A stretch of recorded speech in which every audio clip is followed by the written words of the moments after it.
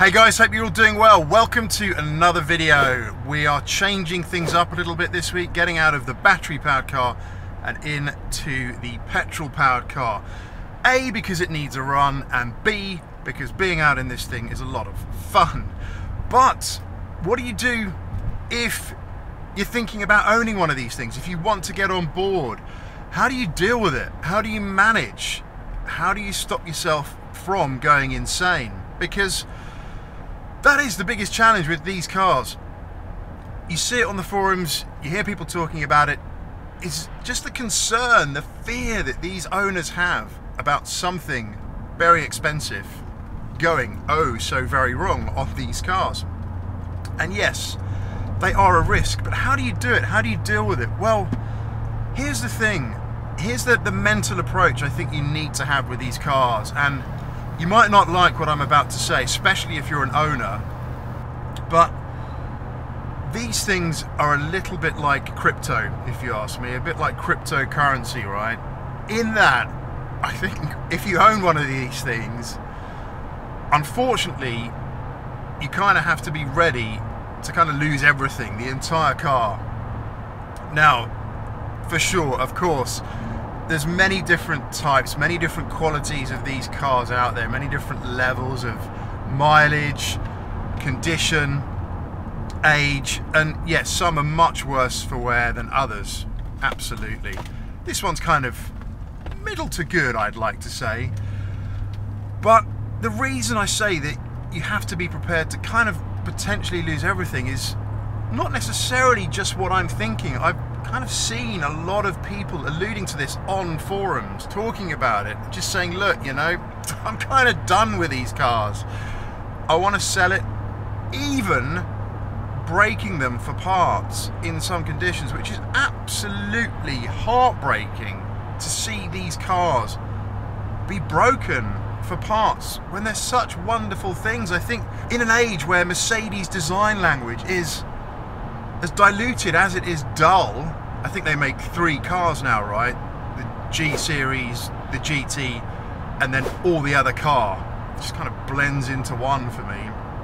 These things really stand out. They look wonderful on the road, and people that know about these things still provide you with a big smile when they see it being treasured, when they see it being looked after, when they know that you're an owner that cares about these wonderful cars. And yes, they're absolutely worth preserving. Now, I'd love to hear from you if you're toying with the idea of potentially getting on board with one of these cars.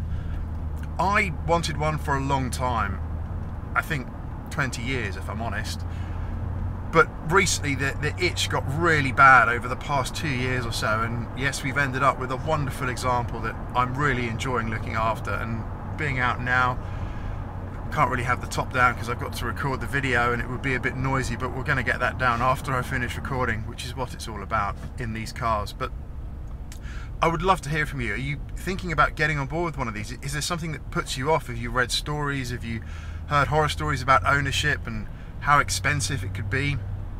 And yeah, there is a number of things that can go wrong on these cars for sure, and we'll talk about that in a bit. But here's what I would say to you. Here's a bit of advice, my take on it. Look, if you are thinking about owning one of these cars and you have money allocated, and it is money that you can afford to risk because you need to, I mean, we could get lucky and see these trend up in value. I think we're just starting to see that potentially, but what I'm saying is it's not guaranteed that your car is going to continue to operate as expected. It could have an unexpected surprise, leaving you with a very hefty bill.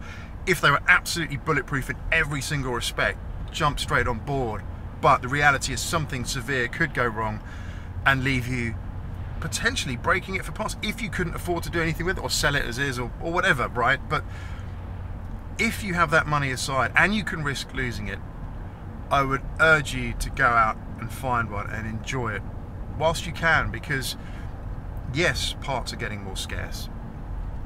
Yes, these things are getting harder to run. Yes, petrol cars one day will see the end of the road, unfortunately. now is the time for enjoying these older cars. Absolutely. Get out there and get it done. Find a good one. Find a good one, but just be prepared that there is risk with these cars, no matter how much you spend on one. I think, you know, spending 30, 40 grand on an F1 pack one, which you can do, still doesn't guarantee you with a car that it's going to be completely trouble-free, unfortunately. So, look at your budget, look at what you can afford to spend, get on board, and then ultimately get out there and enjoy the thing, because that's what it's all about. There's some things to call out, of course, and I have spoken about this in previous videos, is the ABC system. We won't go into detail on that, but there's other things that can really bite you on this car, and one that I haven't talked about so much in other videos, and it can leave a car a little bit stranded, is the BCM. What is the BCM? Well, the BCM is the battery control module, which sits in the boot. Kind of an electronic box, if you like. If you take the lid off, you can see all the PCB, all the capacitors, and that is responsible for controlling and charging both the batteries in this car. You have two batteries, one in the front, which is the starter battery, and then you have the consumer battery in the rear, which powers all the peripherals. And that can go pop. If you get water in the boot, it can be fried. The capacitors can swell with age, and over time they just die. Unfortunately, there can be fires as well related to the BCM. And what do you do if that happens? Well, you're kind of stuck. Not stuck completely, but you're in a bit of a pickle, because you have to get either a new one, which are becoming increasingly hard to find, and if they are out there, they're thousands and thousands of pounds sometimes. I think there's fake ones doing the rounds as well. Or you could potentially get yours refurbed if it's repairable at a specific electrical repairer. You'd have to do some digging and research to find that. So should it go bang, should it go pop, then you are indeed in a bit of a pickle. And I just noticed a bit of brake wobble there on this car. Old cars, hey. So maybe we've got a bit of warping in some of the discs there. But anyway, I digress. Yeah, so the BCM is a real area of concern in these cars.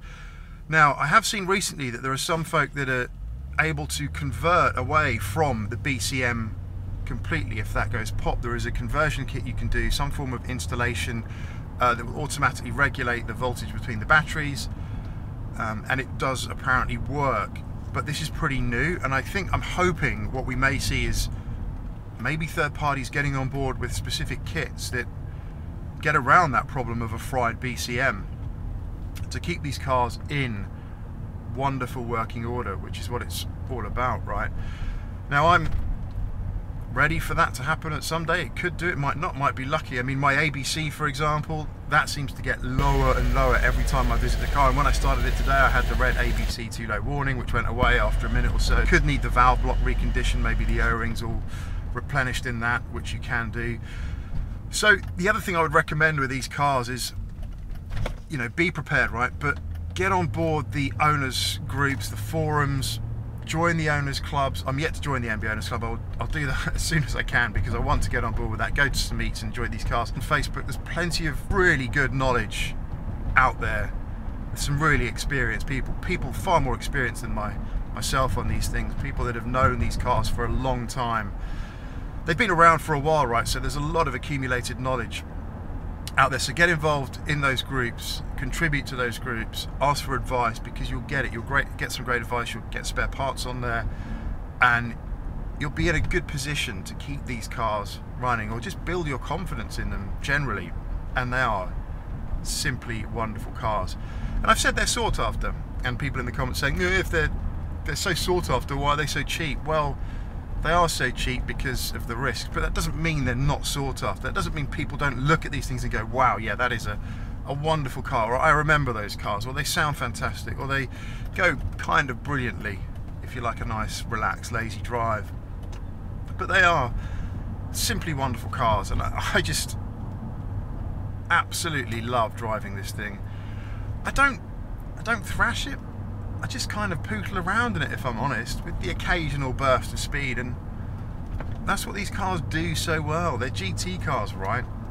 engine in the front, big touring layout, super comfortable, super relaxed. Even at full chat, they're a little bit, yep, it's building slowly but very surely. But yeah, the driving experience of these cars is simply a wonderful thing. So yeah, I just wanted to talk to you about what you should do if you're thinking about owning one of these things. If you're thinking about getting on board, I would recommend it, absolutely, provided you do meet the circumstances, and the circumstances are having a small pot of money that you're not afraid to lose. And that is money you should have for buying it, and also money aside for maintenance of these things as well. I mean, it's so difficult to say, isn't it? But I would honestly budget about having £5,000 to £6,000 spare for anything that should pop up with these, because often the repair bills can be quite spendy. But if you do, good luck, and I wish you all the best, because yes, will you enjoy it? Yes, if you just let yourself go and don't worry about it. Enjoy every drive you're in and just have a great time. That's it for this one. Do stay safe, stay well. See you on the next one, and bye for now.